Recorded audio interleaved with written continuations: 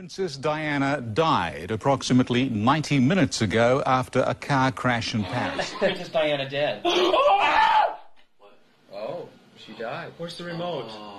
Oh my God. She didn't make it. Oh my God.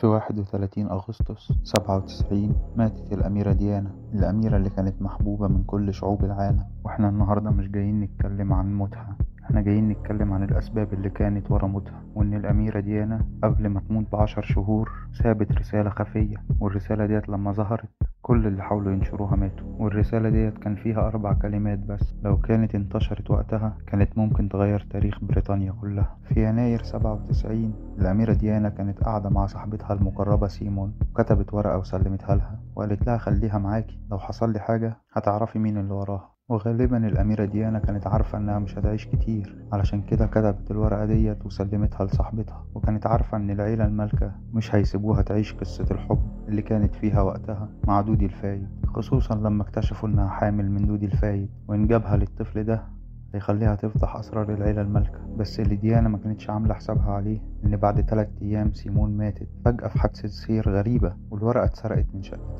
الليلة اللي ماتت فيها ديانا في نفق بونت دي ليلما كل حاجة كانت متجهزة، الكاميرات كانت متوقفة، ويقولوا إن السائق بتاعها كان شارب خمر رغم إنه ما كانش بيشرب، وآخر ظهور ليه قبل الحادثة ما كانش يدل على إنه مخمور. سيارات الإسعاف والنجدة وصلت بعد 90 دقيقة، والغريب إن جثة دودي الفايد كانت مشوهة بشكل مش طبيعي، وديانا رغم إنها كانت لابسة حزام الأمان بس برضه ماتت. والراجل الوحيد اللي عاش من الحادثة فقد ذاكرته، وده اللي خلى الملياردير المصري محمد الفايد يتهم المخابرات الإنجليزية بإنها هي اللي ورا الحادث. وبعد 6 سنين كاملين في 2003 ظهرت الرسالة مرة تانية مع المحقق مايكل اللي قال إنه لقاها في أرشيف سري، بس قبل ما ينشرها اتقتل في بيته. والنسخة الوحيدة اللي باقية كانت مع صديق قديم لديانا اللي قرر ينشرها في كتابه، وبعدها ب 48 ساعة لقوه ميت في حمام بيته. والكلمات اللي كتبتها ديانا ونشرها صديقها كانت شارلز يعرف كل شيء. الناس اللي حاولت تجيب حق ديانا كلهم ماتوا، 4 محققين و3 صحفيين، حتى الخدامة الشخصية لديانا كلهم اتوفوا في ظروف غامضة. والسؤال اللي لسه من غير إجابة،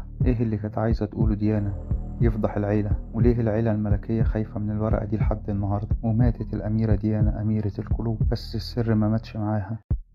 تتواصل التحقيقات التي يقوم بها القاضي الفرنسي ستيفان بهدف معرفة ما إذا كان حادث السير الذي أودى بحياة الأميرة ديانا مع صديقها دودي الفايد الصيف الماضي في باريس مدبرا.